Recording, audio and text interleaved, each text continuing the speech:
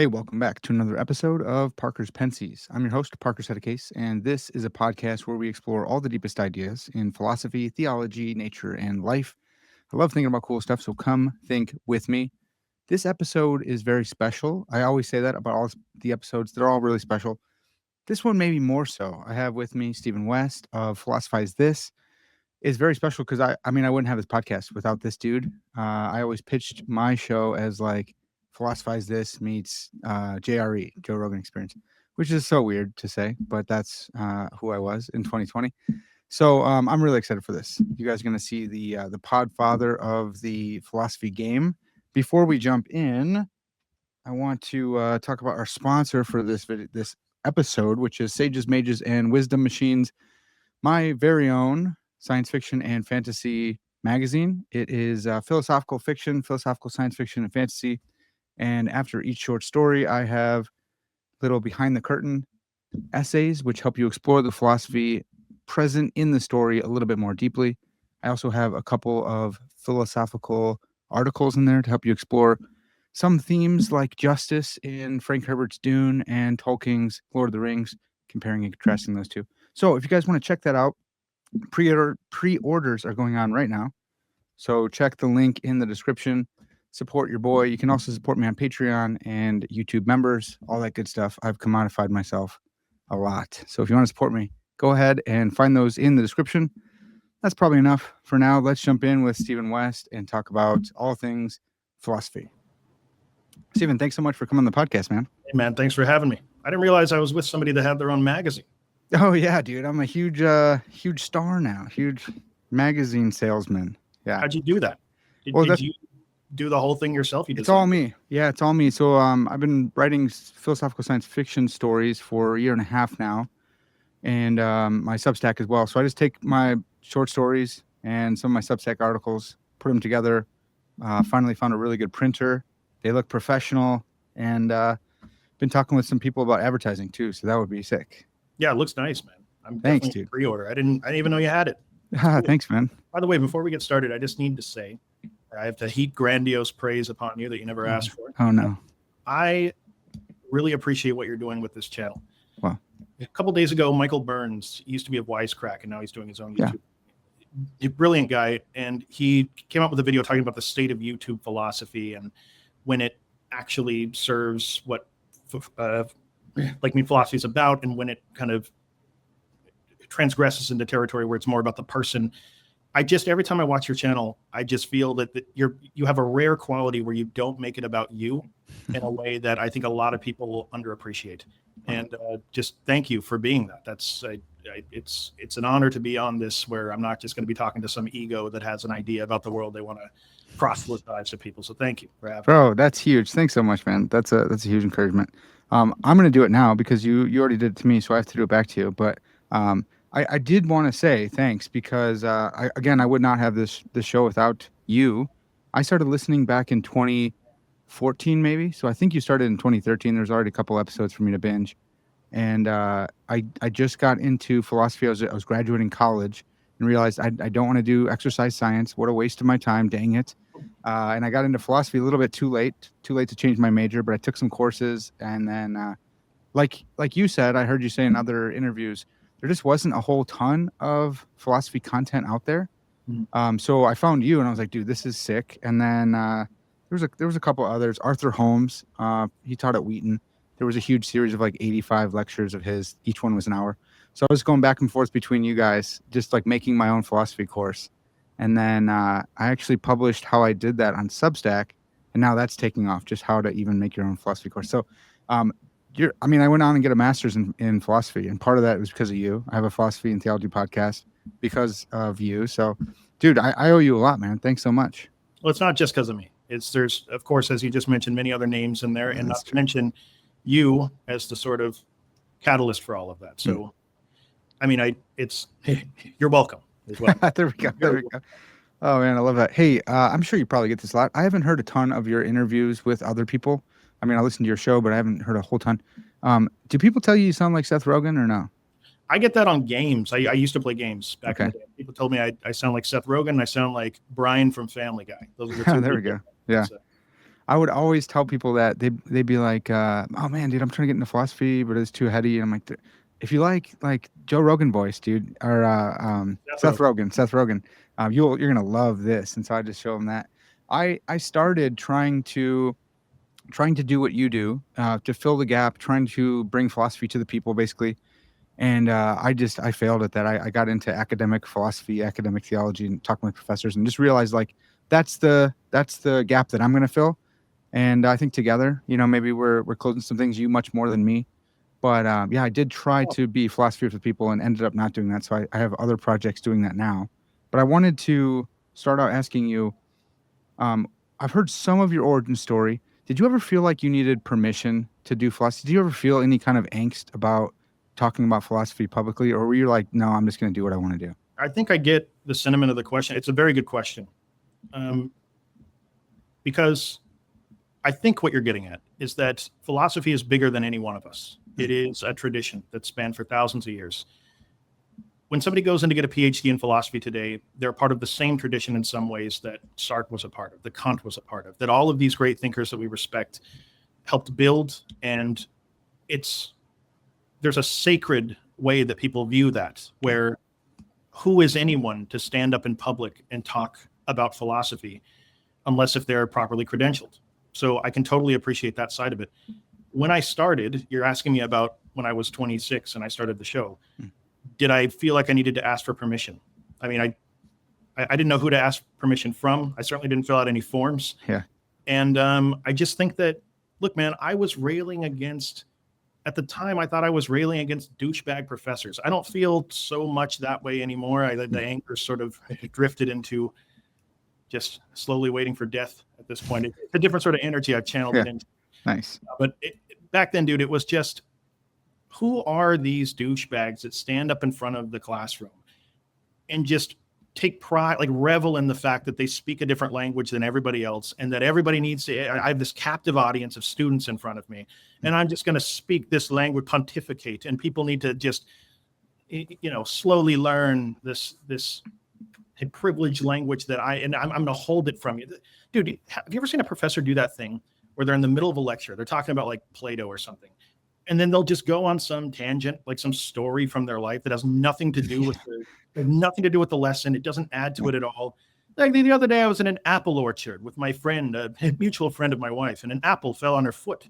And I said, yeah, that your foot isn't the ground. Why would the apple hit the ground? Anyway, back to Plato. They tell this like self-indulgent story that I just felt like there was so much cringe going on there at the time that I wanted to be able to make this stuff relatable to people, accessible to people that were just well-intentioned, smart, and interested in philosophy. So my answer to your question, did I feel like I needed to ask permission? My ambition was never to be a professor. I didn't want to be a professor. I didn't want to be speaking for the tradition. I wanted to be somebody doing a podcast from my basement that was a huge fan of philosophy, that had been reading for a long time, that wanted to connect with other people that wanted to make this stuff accessible. That's all that I ever aspired to do. So the fact that it's seen as something where it's legitimate enough at this point, it's grown into something legitimate enough at this point that I'm held to another standard, it's flattering, and the responsibility isn't lost on me. I mean, I wrestle with it every day, but I think it's a great question. No, I never felt like I needed to ask for permission because I thought I was just a fan.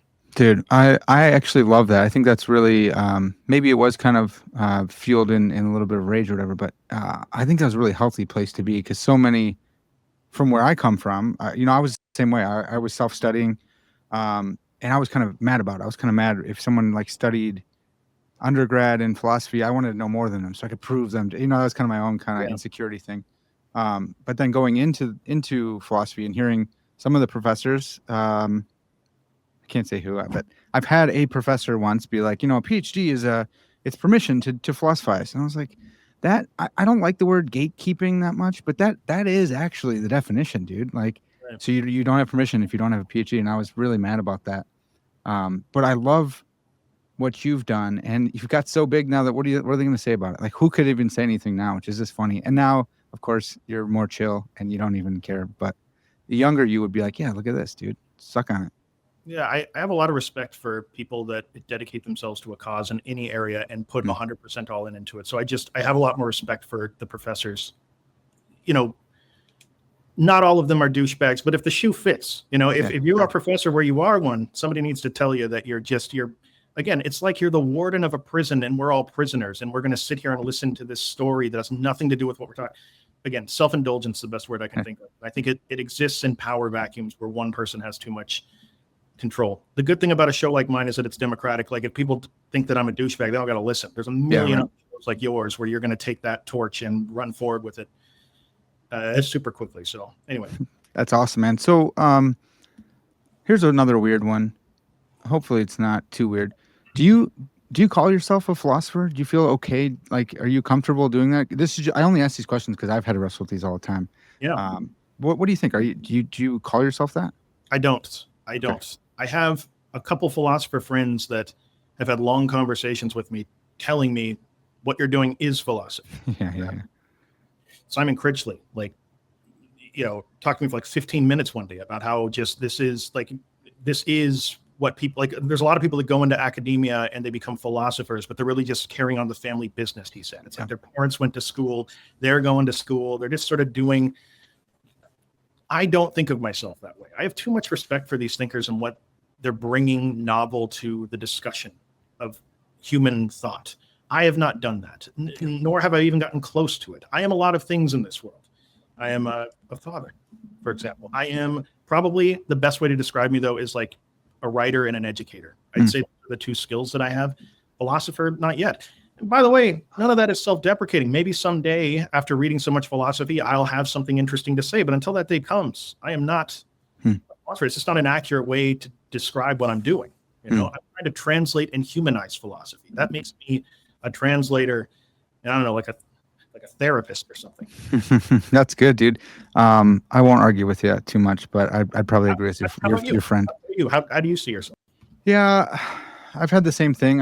My show is mostly, this show at least is having philosophers and theologians on to talk about their work, and I'm really appreciative of your praise because I actively try not to get in the way of my guests.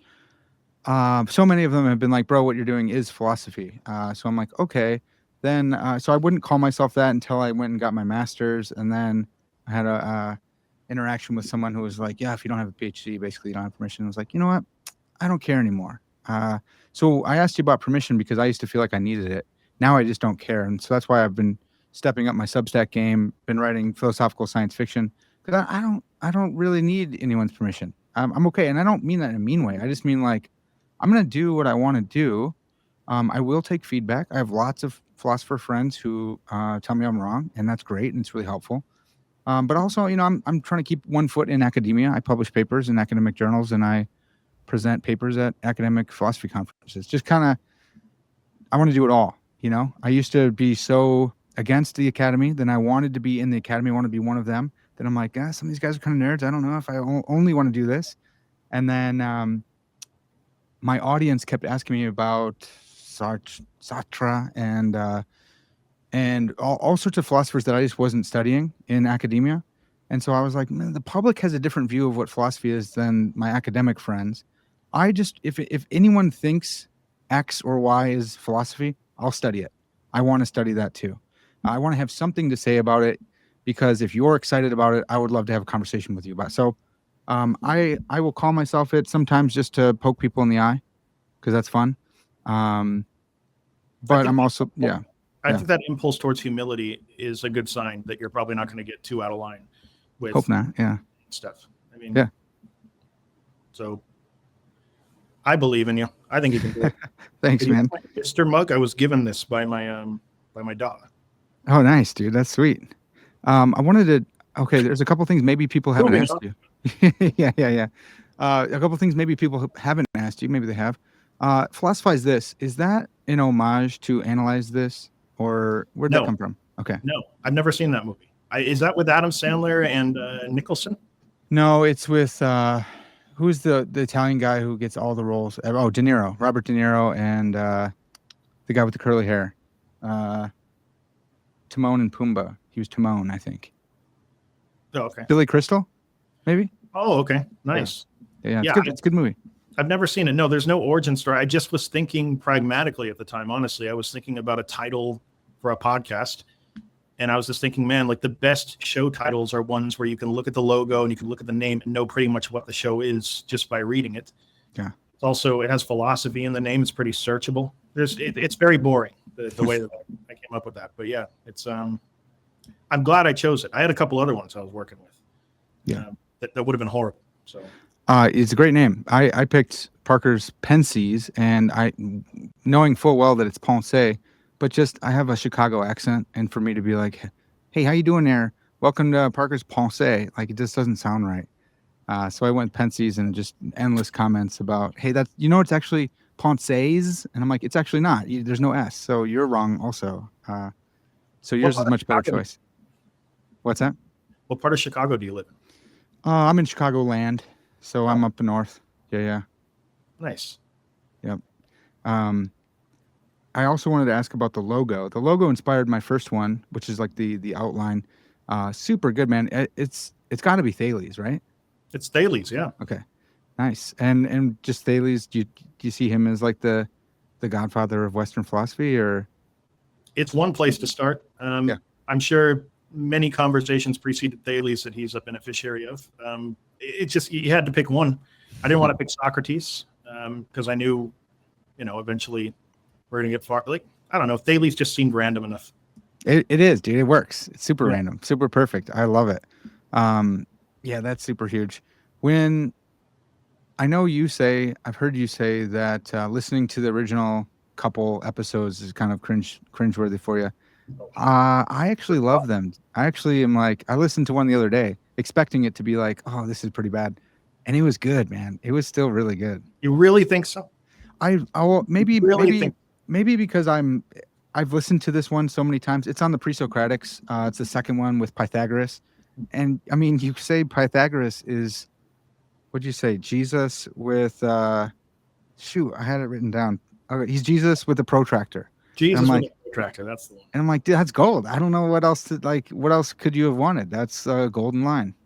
Yeah, I don't know. I think it's just the writings kind of, well, the show's just become something I think so much more like inspirational. Like it just, I hope over the last 12 years I've gotten better at for sure making people care about the ideas. It was very informative back then, and yeah, I mean, I throw some like silly stuff in there, and I don't slight anyone for enjoying that sort of stuff. It's just, I think it's kind of an artist's dilemma. You look back at a painting you did 12 years ago, you're going to think, man, I've improved on this, I've improved on that. It's tough for you to watch personally. So yeah, I stay away from them, but thank you very much for that. Yeah. My 26-year-old self sends you thanks as well. That's awesome, dude. Did you ever think this would be full time? I know I've heard a story, you talking about your friend, maybe in a rock band, and he was like, look, I just need to make enough to be able to do what I like to do. It seemed like that was probably the deal, but did you ever think it would have such an impact? It's weird because at the core of anybody that puts anything out there publicly, there's like an arrogance. There's like a piece of arrogance where you believe you're the one that's going to say the thing that people are going to really resonate with. Now, there's a different way to frame this. I think I said in that same thing where it's like Ralph Waldo Emerson talks about how this isn't you. Like a show isn't you, per se. It's like, it's a common passion or a common sentiment between a lot of different people out there that already exist that you can become a catalyst for. So seeing it as just like, you're so talented and it's going to take off because I have something great to say. I just think the thing that I was feeling in the warehouse where I wanted a show that made this more human. It was less about the interpretations of the host. It was less about speaking a language other people didn't speak and trying to do that in an elitist way. I just think there's a lot of other people out there that wanted something like that. I created it. And in some sense, I'm not surprised that so many people like it, but I am surprised that I'm the person that gets to do it. I just try to honor that every day. Yeah, that's great, man. I really like the style of your show and just the limited insight that you give to people about how you prep it and stuff. It seems like you are on this journey of self-learning as well. I think actually all learning is self-learning, and if you go to academy, you still have to teach yourself. You're not going to have a good time. But you're like, well, I'm going to go study this guy next, and then you go off and you study, and then you come back and present what you've studied and learned. How would you describe your prep? Is that right? Is that accurate that you're going off, you're learning some stuff, you've been giving yourself an education this whole time? I would feel like I was wasting my time if I was just taking what I already knew and just making an episode about it. Even if I know a ton about a particular subject, I'll take the time that I've allotted for research and just read more about it. I'll try to get even more well-versed in it. Obviously, it varies from episode to episode what I'm already proficient in. But yeah, it's I will make a point to try to learn as much as I can through every one of these processes. And yeah, I try to just give people what I think are the coolest aspects of it that I've come across. Yeah. How much, here's one thing that's really tricky. When you write something down or you make a podcast episode about a thinker and someone grabs you and it's like, hey, do you remember this? And you're like, well, I don't know, dude, that was a couple years ago. Like I do, but it's not just right there on the tip of my tongue. It seemed like you have a pretty good recall though. How much do you think you remember of each one of your deep dives into a thinker system? It's weird. Like if somebody asks me about pretty much any of them, I can give it in the context of the history of philosophy. I mean, this is my life for 12 years. You know, it's what I do. So that's just me living authentically. That said, I need a little bit of time. If somebody's going to ask me specifics about like Boethius and the Fortune and his views on, I would need some time to think it through, maybe look a couple things up, and it would come back to me. But I mean, it's the broad strokes I can do. But I need time to prepare if it's anything that you need a real answer. That's so good. That's so good to hear, dude. Because I know there's every now and then you run into someone with just this encyclopedic memory, but it's like that's actually the nature of human work. Is you go in super deep, you write something down, or you make a record like a podcast episode. And for me, a lot of my work and a lot of my blogs have been like, it's cool that I have an audience for it, but I also want to remember this stuff. So I'm writing it down in the best form that I know, or I'm doing an episode on it. Partially because I'm going to go back and listen to it too. I want to bone up on this stuff, and I'm never going to be able to remember it all the same with the same clarity as if I would write it down. I think we remember things that we care about and things that we use.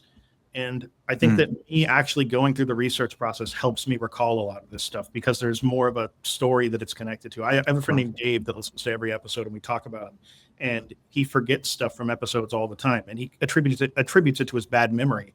But it's really like, I feel for somebody that just listens to the podcast and doesn't do any further research and then tries to recall it because I don't know, it's being served up to you on a platter. It must be really difficult to get context for all of that to make it feel like it's a part of you. And I guess to connect it to schemas that already exist in your head or the way that you already make sense of the world. That's the key, right?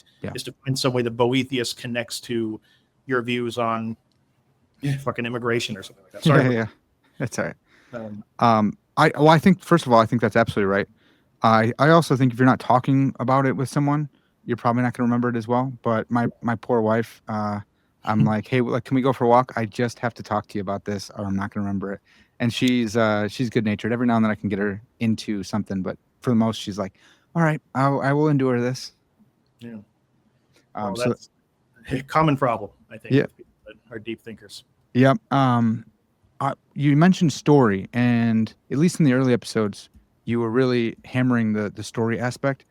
I think that's partially some of the success of the early episodes, at least because, I mean, we love stories. Humans love stories. And so you made philosophy accessible because you told stories about these guys. You told stories about Pythagoras kind of starting a cult. It's not really a cult, but it's kind of a cult. And Empedocles. And I'm like, dude, I need to go look up this guy. I want to explore more of what he said. So something that really helped me was listening to your episodes, and then I would just go buy all the books. I would go to Penguin Classics or Awkward World Classics, and I was reading them on my own because you had kind of opened up the door. And I think that's the best way to do it. Don't just listen to the podcast. Don't just listen to a lecture. Go read some stuff on your own, and then talk to some friends. Start a book club, whatever, and dive in. But you're like, podcast is a really good jumping off point, I think.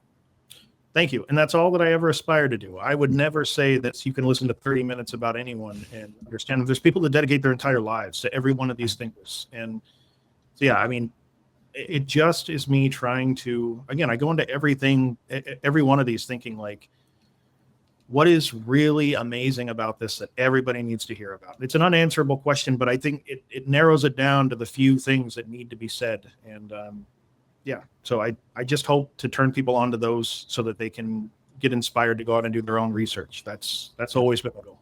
That's awesome. When you think, I'm going to ask you some more maybe dumb questions, but when you think of the analytic and continental divide, one's got to go. Which one would you keep? One has to go. It has to go. It's got to go. Gun to the head. Yep. Well, I can tell by the glorious mustache you're on the Continental end.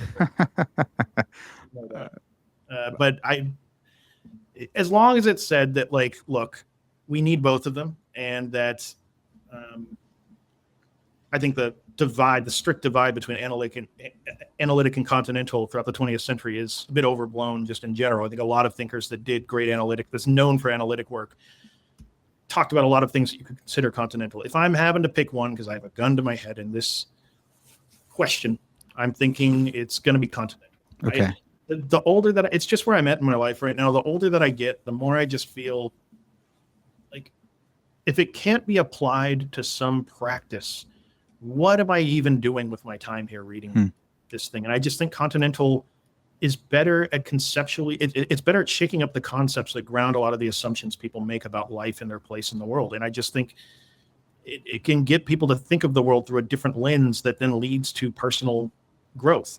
That said, it needs to be said, analytic philosophy is massively important. It's asking questions and doing work that to the average person today seem like nonsense. Like, who the hell would ever sit around thinking about this kind of stuff? Yeah. But the results of these these thought lines today will be the best practices of tomorrow that people just take for granted in many cases. So just giving analytic its due, if I have to pick one, I'm picking to stick with continental. I just think having a secular avenue for things that get people to rethink their place in the world is too valuable to give up. That's a great answer, man. Yeah, I my academic work, my actual master's in philosophy is in analytic philosophy, but my theology work is all, theologians only talk with continental philosophers. So most of my theology work is continental. So I have these two, I have them both living in my head. And just as they used to fight more out in the world, they still fight in my head. So it really depends on what side of the bed I woke up on. There's a kind of a cliche answer when it comes to defining the two or demarcating the two. That goes something like the continentals ask really good questions and give you just kind of nonsensical answers, and the analytics give you really clear answers to questions no one wants to ask or cares about at all. And so I actually, maybe I'm biased as well, but I'm like, well, we probably need each other. We probably do. We probably could get these things together. We could probably be more charitable to each other. I've been really surprised at how much Heidegger has impacted and infected my life, I guess. We read some Heidegger in the philosophy of technology course that I took. And I was actually genuinely mad that we were reading Heidegger. I was like, this is an analytic program. I want to be an analytic. I want to be a walking syllogism. I don't want to read anything about Heidegger. And his stuff on challenging forth and bringing forth just impacted me in such a deep way. And I found it all throughout almost every science fiction book or fantasy story. And it's like, dang it, man, he really hit on something really important and big. And now I have to tell everyone all about Heidegger's philosophy. And so because of that, I've really warmed up. And then because everyone thinks I look like Nietzsche, I'm like, all right, well, I better start reading some Nietzsche so I can at least have something to say when they bring that up. So, yeah, I don't know. I'm not going to, maybe I won't answer the question. But, you have to answer the question. It's gun to your head, man. Dang it. You take a bullet if you don't answer the question.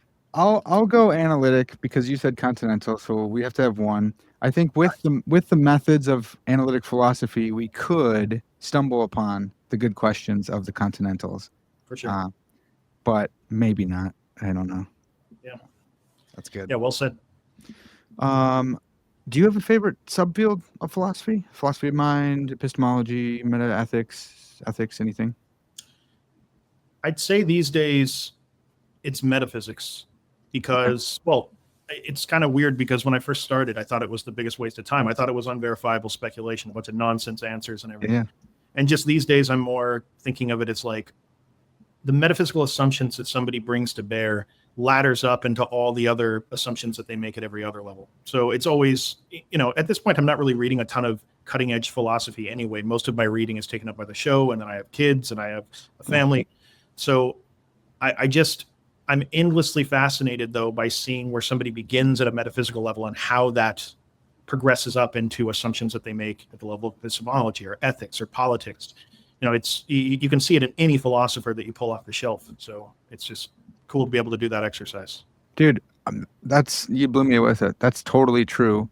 I've always wanted to be a philosopher of mind, mostly because I loved thinking about artificial intelligence and be like hating it, basically. Just being like, no, I hate AI. Let me get in deep on strong AI and all sorts of stuff.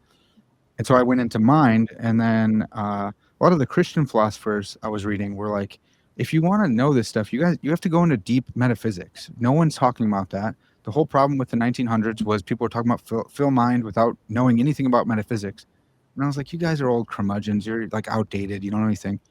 And then reading more and more, I'm like, holy cow, you really do need a good sense of metaphysics. And holy cow, it does go back to Aristotle. Dang it, I got so much work to do now. And then just reveling in it and being like, dude, metaphysics is cool. And exactly what you said, that there are metaphysical presuppositions that are undergirding most of our thoughts, if not all. And so really if you can go there first and get clear, I mean, they used to call it first philosophy for a reason. So right. That's super cool, man. It's been cool to see your progress. And not necessarily, I don't mean that like you're progressing towards like the true good or something, but just right. seeing that you have like changed. I see people go the other way and kind of meet you, and then they're going back the other way. But it's been cool just to see that as you're exploring this yourself, like you have changed your mind, you're thinking differently. Do you think, I know our thoughts and our own ideas aren't always super clear to us, the origins of them or why they change and stuff. Do you think that studying all these philosophers has led to some change, or was it more so having kids, getting married, being at this stage of life, having a different temperament? What do you think is most influenced? It's a great question. Yeah. It's a great question because it's like a chicken or the egg thing. Is it the work that I did, challenging the way that I see things, reflecting, coming up with new conceptual framings of the world and seeing myself in it in a different way, that led me to find a relationship that was close enough to have kids, to then think that I was in a good enough position to be a father and to have something to offer to them? Or is it that I've just been sort of spinning my tires, talking about unverifiable speculation of philosophy for years, and then I have kids, and that's actually the thing that changed me, because I'm in a realist sense, I'm just immersed in it every day. I think for the sake of my own sanity, I have to say that it's philosophy that has changed me into the kind of person that would be prepared to meet these challenges in life. There's an A to B. I can connect the dots of the thinkers that I read that led me from thinking this way to a new way that then prepared me more for this moment that I encountered. So yeah, maybe I'm kidding myself. Maybe it's the other way around, but I do think that I have grown quite a bit from just being humble and approaching it and just going fearlessly into that process as much as I can, at least. That's awesome. I'm the same way, dude. I put a lot more weight on our own reasons than I know a lot of my naturalistic friends want to do. But I'm more of like a, I don't know, mentalist or something. I do think that your thoughts can change your beliefs and stuff. It's part of why I do philosophy.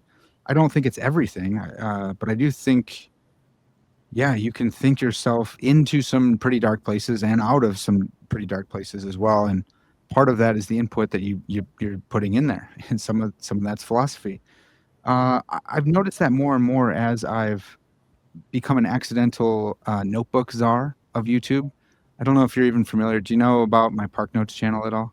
No. So this Parker's Pensées is like dwarfed by my notebook stuff. I have a whole notebook channel called ParkNotes. It's got like 250,000 subscribers. And I just started talking about notebooks, commonplace books, different ways to store quotations, organize yourself. And they were all just Trojan horses to teach philosophy. So here's how you can mark up your day. Here's how you can time block. Oh, and here's the philosophy of time, and what is time really. Oh, back to keep marking your day. And like an organization channel, like you just teach people how to keep their notes organized. Yeah, man. So I have a notebook here to ask you questions so I can actually listen to you. I'll write it down and then I'll circle it. And I have a pocket notebook that's kind of like functioned as an external mind. So I talk about external mind thesis and all sorts of stuff like that. Through that process, I've actually like embodied some of the philosophy that I talk about. St. Augustine has written something called the Soliloquies, where he's having a conversation with himself and he personifies his answers in a person called reason. And he's talking with himself. What do I believe about God? What do I believe about the soul? And reason is like this objective view of his own beliefs, and it's critiquing him. So I just started doing that myself, and I'm like, man, this is really helpful. When I give myself more of an objective view, it can't be everything. Otherwise, I'm just like a solipsist and I'm going insane. But it can help me get to a point where now I can go talk to my friend about why I'm mad at him, because I had kind of talked with myself, and we do this in the shower all the time. But actually putting it to pen and paper makes me like catalyze my thoughts and say, oh, I actually do think that I am kind of a jealous person. Oh man, I should probably confess that to my buddy, that like that our argument was probably just because I was jealous of you, dude. I'm sorry. I'm not saying it's always like that, but embodying some of the philosophy has been helpful. Yeah. Do you ever feel like when you're writing it down that you're wasting time, that you could be having this conversation in the shower in a much more efficient way, but that you're taking time to write it down? It's going to take you 20, 30 minutes to have this conversation with yourself. I actually think it's the reverse. I have a pretty bad ADHD, and I hate getting to a point where I have some like cognitive rest where I'm like, I feel good. I feel like I just figured that out. And then I forget what I said. And I'm just like, dang it, what a waste, bro. And it's like, yeah, maybe it brought me some peace right now, but I got to a point where I felt good and I forgot what it was. So the shower stuff, usually I'm anxious because I'm like, I don't have my notebook with me. I'm in the shower. Oh no, what if I think of something really good? So I know it's weird, but it's the opposite. No, it's not weird. That's why I asked the question. I mean, it just seems like if it sticks, who cares if it takes 20, 30 minutes?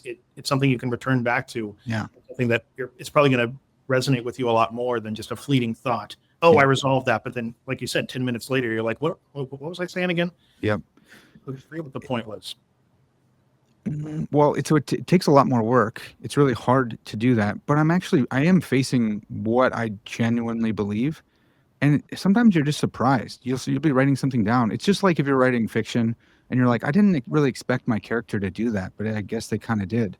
And you're like, you do have control, but you're surprised what you think your character is going to do. Same thing with yourself. Do I really think? I mean, I wrote it down. Do I really think that? That's pretty wild. Oh well, time to face facts and work on myself or do whatever. Yeah. Do you ever write your thoughts down and then think that you're a bad person? Like, oh, yeah. Notice things about yourself like, oh no, I actually am kind of a scumbag in this area. Yeah, I'm a Christian, and I'm a Calvinist Christian. So, I mean, that's just part of the gig, is just kind of acknowledging like, oh, I am kind of totally depraved. But one of the amazing things, I'm making a video on diaries, and it's going to be like diaries are for bros too. Because you hear diary and it's like, Dear Diary, it's a little girl writing to her. But I'm like, man, I used to keep diaries, and I would call them journals, but they're actually two distinct things. Journals are for ideas. Diaries are for time-bound experiences, emotions. Yes, they're very similar, but I think they're distinct practices. Anyways, I look at my old diaries and I'm like, I was way worse, dude. Like, I have made progress. It's cool. I've actually made some progress. I'm not trying to puff myself up, but I used to struggle with things that I don't struggle with anymore. I used to have to go through the book of Proverbs would say like, better is the man who can hold his tongue than one who can, conquer a whole city. And it's like, because you shut your mouth. It's wise to shut your mouth sometimes. I had a ring of note cards that I have to go through before every meeting because I was just a loudmouth, brash douchebag. And so I don't have to do that anymore. That's awesome. I'm very excited about that. So I will try to be honest, because I do track my progress and see, okay, I'm still a jerk in so many areas, but I'm not as bad as I was because I'm actively working on it. I would attribute it to God as well. But yeah, I have some practices that are helping me. So being a Christian and being someone that clearly is not your average churchgoer in terms of a superficial relationship that a lot of people may have with it, you're one of the ones taking it seriously. And I have a ton of respect for that. You have the Nietzsche mustache that people identify with. That's right. Is that ever like a point of tension? But did you ever feel like shaving it off because of what he stood for? No, never. Apologists. Never. I don't know that I could now because it is. I have like 6 YouTube channels. Myself, like, I'm torn. My wife wouldn't let me either. She actually loves it. I found the one woman who likes mustaches and married her. Nice. Her dad's a twin, and they both have mustaches, so she's seen it her whole life, which is fantastic. So you didn't do it out of respect to the work of Nietzsche. You did it, I don't know, because like a barbershop quartet. Did it I did it so I wouldn't take myself too seriously. It's hard to. Really? It's hard to. Well, it's kind of old timey. I like that. Yeah. It's kind of a symbol of masculinity for someone who I grew up wrestling my whole life, wrestled in college, and then I graduated, and everyone's like, "That's not what a man is. This is not what." I'm like, "Well, what's a man? I don't know. I'll put a placeholder here until I figure out what a man is." Still working on that. But it's really hard to take yourself super seriously and get in a fight with someone for cutting you off when you look like this. It's like, I'm not going to take myself that serious. I got this mustache, it's all good. What, you wrestled in college? Yeah. And you're worried about a road rage incident? You could absolutely destroy 99% of people. I could. I actually think I could. I was a heavyweight as well, so I'm bigger than a lot of people. But I don't want to do. I'm also a Christian, so I'm like, I have to represent Christ everywhere I go. So the mustache is like a bulwark against you needing to be violent. Yeah, man. It's that. It's also it's pretty hard to cheat on your wife when you have a goofy mustache. How am I going to hit on somebody when I look like this? Is the most psychotic reasons for having a mustache I've ever come across in my life. But I say that with respect. Thanks, man. It's because you didn't know what a man was and you needed a placeholder. There you go. It's impossible to cheat on your wife if women find you repulsive because of your mustache. Yep. This is amazing. Okay. It's body art, dude, and I have it for practical reasons. And they work really well. My wife likes it, and every other woman hates it. So I'm not saying I'm out here like, oh no, I can't bump into this woman or I'll cheat on my wife with her. But it's also like if I ever got super depraved or crazy, I'd have to shave off my mustache if I wanted to do that, and that'd be really obvious. Well, dude, I think it looks good. It suits you, and it's unique, and nobody else has that mustache. Yeah, that's funny. I don't know how we got here. I totally forgot. We were talking about notebooks, embodying philosophy. You asked me if I have changed my mind about things because of philosophy, and yeah, I think so.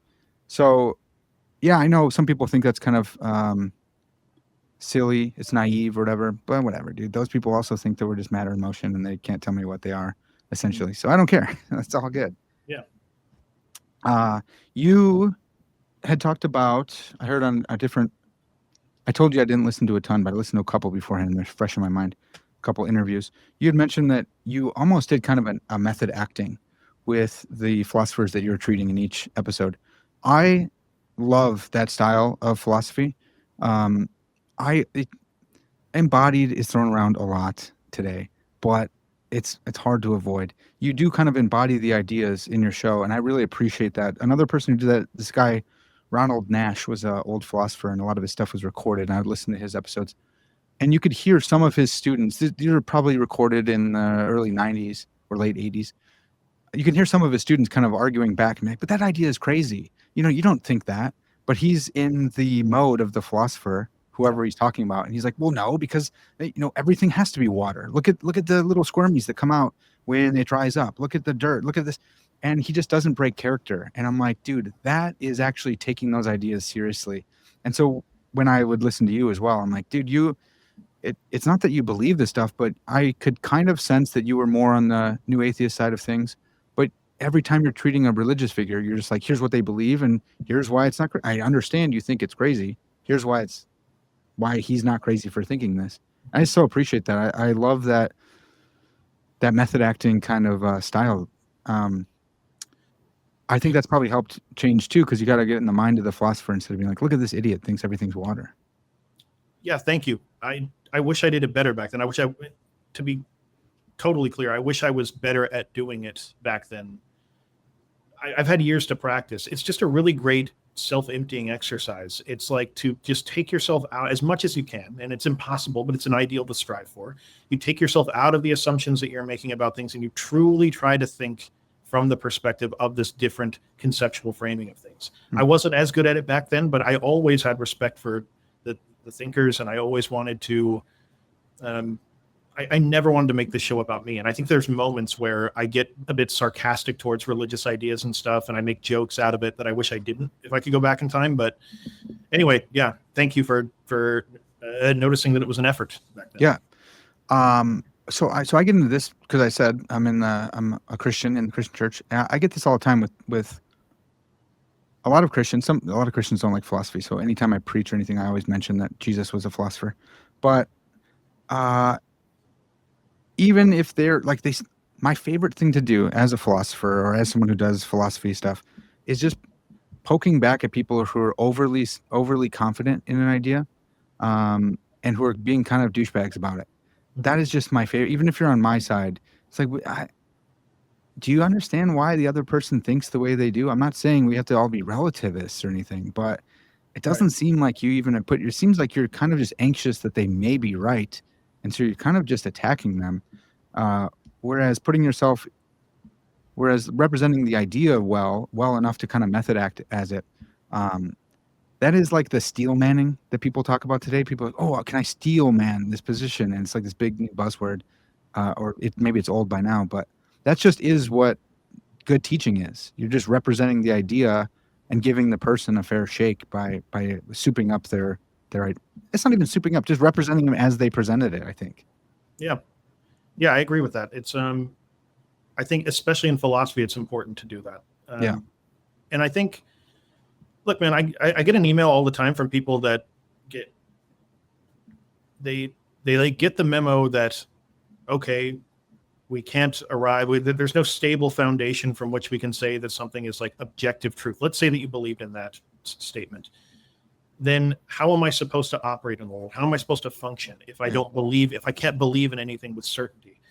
And I just think that I just ask that person to look more into their experience of things than they are. Like, we all operate at levels of faith and uncertainty in our beliefs all the time. We're all just kind of living out every moment based on the best practices that we've come up with so far. And we don't have certainty about many of the things that we organize our life around. It's just, I don't think it's a contradiction to live life via beliefs that you're not entirely certain about.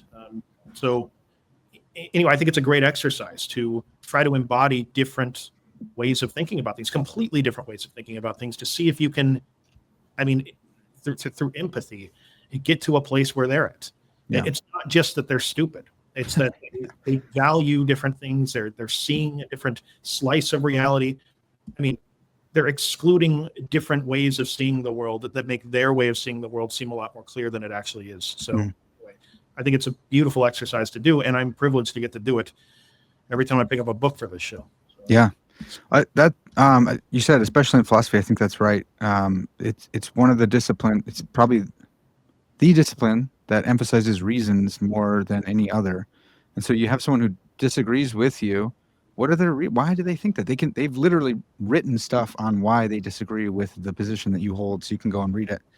I've caught here and there, maybe just through your episodes, through your interviews, you kind of got like a all is in flux type of thing, maybe like some process philosophy going on. What do you make of that? Do you hold to like a more of a process philosophy over against I don't know, like substance ontology or something? Yeah, if I'm just in my everyday, I think that I am skeptical of the idea of being, and that being is becoming debate. I think I more see the universe as something in a state of flux, and I don't. Yeah, that said, it's I don't know how much that actually affects my day to day. I'm trying to entertain a 2-year-old.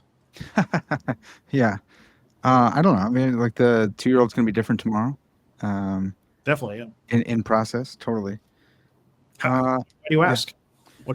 Well, I'm just so deep into, I just read through Dune with my Substack audience, and noticed so many more philosophical things that Frank Herbert had put in there. Have you read Dune before? I've never read it. I've seen the movies. Can I ask you something real quick? Please. How are they going to make the movies beyond this third one? I don't know, dude. With the craziness that this book series gets into, it's not mainstream whatsoever, right? I don't know. I don't know how it got so mainstream in the first place. I don't know, dude. I'm not sure. I'm working on a book proposal right now, and I'm going to draw some things from the second book. But man, I just think that Frank Herbert was a philosopher. I think that he wrote it. Dune is philosophical fiction. People, when it first came out, were criticizing him for that. They were saying, this is not science fiction. This is philosophical fiction. His Muslim friends were like, this is religious commentary. And then he won both of the most prestigious science fiction awards, the Nebula and the Hugo, in the same year. So he did something really magical, but I think he's responding to Plato's Republic, and he's saying, actually, no, we don't want the philosopher king. And just as Plato had put in philosophical psychology and politics, so Frank Herbert put in his philosophical psychology, Jungianism, and his overall philosophy of process philosophy. And so it's been fresh in my mind. So when I was prepping for this, I'm like, I wonder if Stephen's like kind of digs some process philosophy. It sounds like you do, and that's fascinating to me. Yeah, I do. I'm most interested in what they can say being process philosophers, because so much of the normal ways of using abstractions to nail down pieces of reality don't become or just become irrelevant in the work of people like Bergson or like Whitehead or Deleuze in many ways. It just, dude, I love, all I know is I love the movies, Dune. I love the Dune movies, which I know fans of the book, I'm sorry for you guys out there. I know you probably hate aspects of it. You can love both. You can love both. They're different things. Yeah. Man, those books that are coming up, there's I'm sorry to repeat it, but like some of the stuff he gets into there, what we're talking about, the opposition to Plato's Republic, I can see that in these first two books, which I think span the first three movies, right? The first two books are basically the first three movies. He's talking about very political things, that power dynamics. He's talking about psychology, but like it gets into insanity. I remember reading about it one night, like on Wikipedia. That's all that I've done. And I want to read all of these books now, because doesn't somebody like transform into like a worm or something like that? And then Paul's son. Yep. Yeah. Like Paul Atreides isn't even a factor after this. He seems like the main character in these movies. He's going to be gone, dude. Then his sister comes into the equation, and just, my goodness, I can't wait to read it. Dude, and there's deep philosophy in each one, and it's pretty unreal. Frank just throws in this line in Dune Messiah. It says, truth suffers from too much analysis. And that line changed my entire life. I was reading it because I was so deep into analytic philosophy. I might have been in logic at that point. So analytic philosophy, there's a logic class, which is just like, oh my gosh, this is overwhelming. And so I'm taking a break, reading some science fiction, and he says, truth suffers from too much analysis. And he's just writing it in a book. It's just an aphorism in the book. And it rocked my whole world, where I'm like, you know what? That's actually kind of true when you're getting so deep into propositional logic or quantifying things. And you're like, look, no one else in the world can read what I'm writing right now. Right. So maybe if I am getting at truth, but it's suffering. Who can understand this stuff? I barely understand it. And I can understand it for 5 minutes while I'm hyper concentrated reading this. And it changed my life, opened me up to saying, like, you know what? I need to open myself up to more classical philosophy, more continental. So like Frank Herbert changed my life with that book. It's unreal. Yeah. Yeah, man. Exciting. So I think that might be a good transition here. I heard that you write a little bit of philosophical fiction. Is that right? No, I aspire to write philosophical fiction. I have ideas written down in a notebook. I've never written. Nice. Okay. Can you talk about that? Like what about philosophical fiction, or what about fiction kind of get your juices going? Well, it's what you were talking about before with storytelling. It's like we connect with stories in ways that we don't when it's a philosophy textbook. And I just think that if you're going to impact people, I don't dream of writing the world's best-selling self-help nonfiction book. I dream of writing a story that, impacts people and can get these ideas to them in a way that's I mean, all the stuff I try to do with the show, philosophy being humanized and relatable. If anything was novel that I was coming up with, if I felt like I had something good to say, I would want to deliver it through a story, not through, a book or a podcast like that. Yeah. That's all that I'm thinking. I don't even know if I'm qualified to do it. I'll probably suck at it for a long time, but if I keep practicing, maybe I'll be able to do something decent. Dude, I hope you do, because that would be fantastic. I think you, like I said, you've already got the kind of storytelling of philosophy down. You just set it in space and give them some crazy names, and we're good, dude. You're already off. I like to do that. The reason I like to write science fiction is exactly what you said, but I like to add these essays at the end where I'm like, hey, you may have missed this, but actually I was talking about Pythagoras there. If you want to learn more, here's the SCP article on Pythagoras, and here's what he thought. He genuinely thought this. So you may think he's a crazy character in here, but that's the dude behind it. And so I've had some people who are like, I went on to learn some more about philosophy because of that. Just some, not a ton. Or I'll do it with a Bible story, and people will be like, yeah, I went and read Jonah for the first time because I never heard that story. And it's a great way to do it. It's fun because you get to put in Easter eggs and stuff, and it's just fun when someone catches it and you're like, dude, I saw what you did there. That was cool. I'm like, oh, all right. Can I play devil's advocate? Please. Yeah. It reminds me of his criticism of Plato and Socrates and Euripides towards the end of tragedy. We have these Greek tragedies, however many we have, and for much of the period of Greek tragedy, it wouldn't be moralizing. There would be points embedded into it, but it was much less meant to embody a particular ethic or like moral to the story. But then towards the very end of the era of tragedy, Euripides, a sort of god would often come down at the end of the play and sum up what the whole point of the story was and what happened to all the characters and just tie it up into a neat little bow. And Nietzsche said that this was the start of Western decadence or whatever, right? It's where the overly rational way of framing the world, like there needs to be some sort of moral ideal that we all understand at the end of this, some neat, tidy thing. Whereas these earlier plays, he thought left more room for people to interpret them themselves and get what they were going to get out of them. Yes. How do you respond to that? I think he may be he may be right. I'm going to stand over here. No, I understand what he's saying. I think there's a place for protreptic philosophical fiction, which has a point. It's protrepsis. I'm gonna moralize. This is a moral lesson. I think those are best done when they're not fully explained, but it's the antithesis. So here's this character. I think this way because I read Philip K. Dick, and Philip K. Dick was also a philosopher. He studied philosophy in undergrad before he dropped out, did a bunch of drugs, came back, wrote science fiction, basically like C.S. Lewis on LSD without any hope. So he'll bring you down this road. He'll bring you down an alley, and you're like, okay, I think I know what he's going to do. And he just leaves you there. And you're like, what did you want me to get from this one, Phil? Like, what was the point of that? I think that's great. I love that. I do like to do a little bit more moralizing, at least in my short stories. But I don't do it through heroes. I have a hard time with heroes. And maybe that's just because I'm a young millennial, and we didn't have a whole lot of heroes that we didn't look behind the curtain at and go, oh, this guy's not right. So I do it through villains. And it's like, that guy's idea is gross. And here's how it kind of plays out. But hopefully it's fun. If I can't write a short story if I can't make some kind of joke. That's the only way. I can't write a philosophical essay unless I can make a joke, unless I can have a jokey title or put in a joke that my professor wants me to take out. Yeah. This is how I operate. So I think he's right. If it's on the nose, like, I don't want to hear you preach. This is not a good story. So I think the goal is writing so well that it impacts people, and people will debate about it. Frank Herbert, like, what is Dune really about? Ask 10 people and they'll get 14 answers. Right.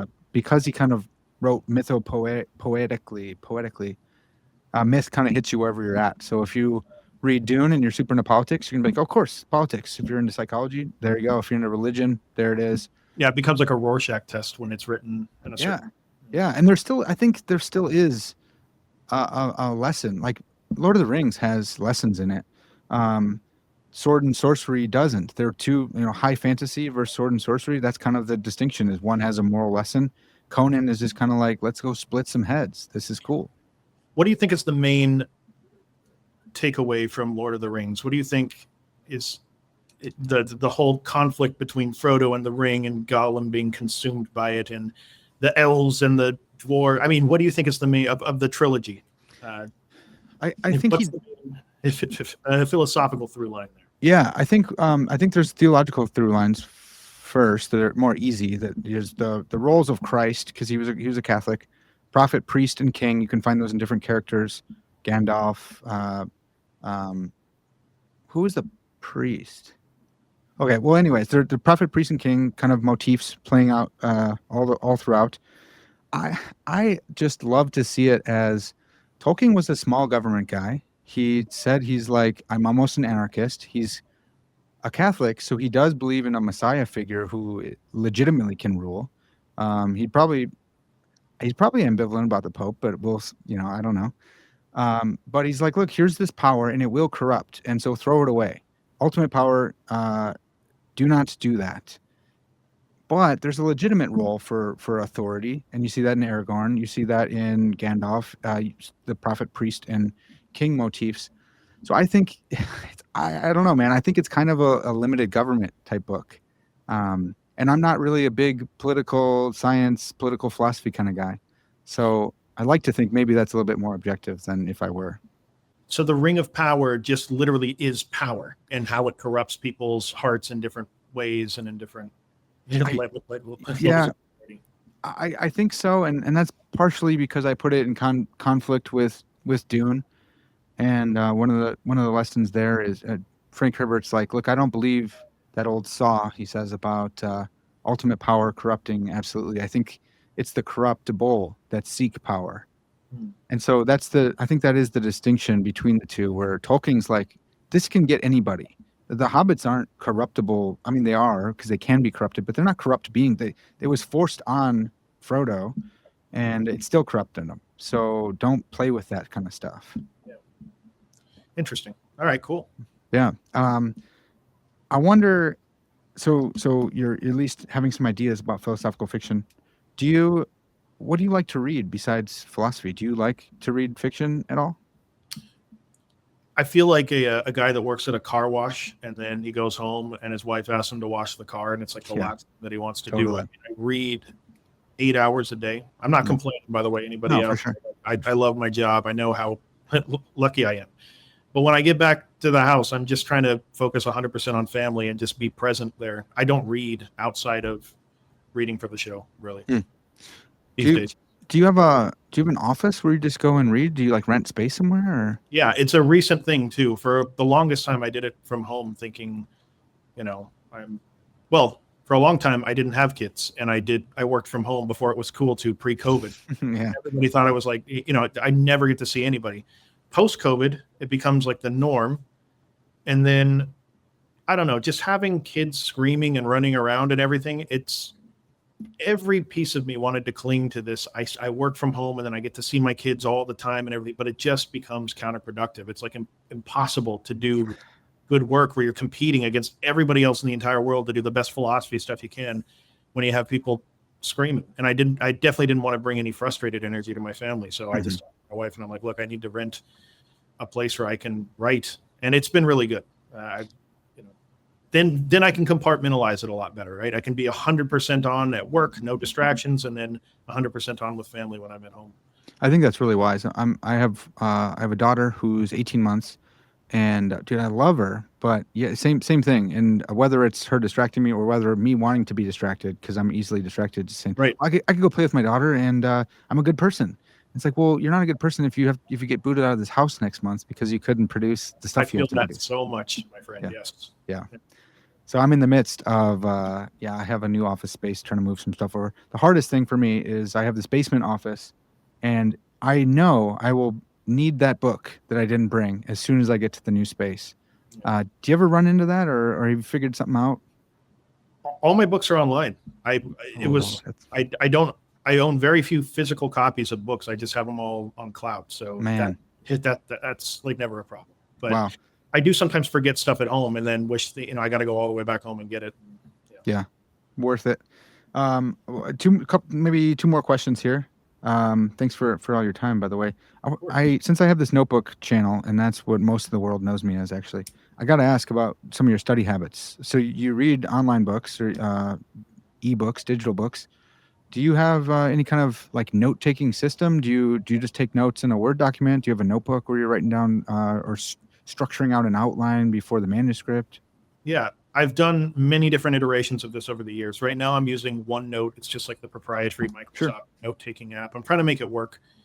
And I just have multiple pages. I just take notes throughout. I try to organize them. I've used Trello in the past. That's really helpful. Yeah.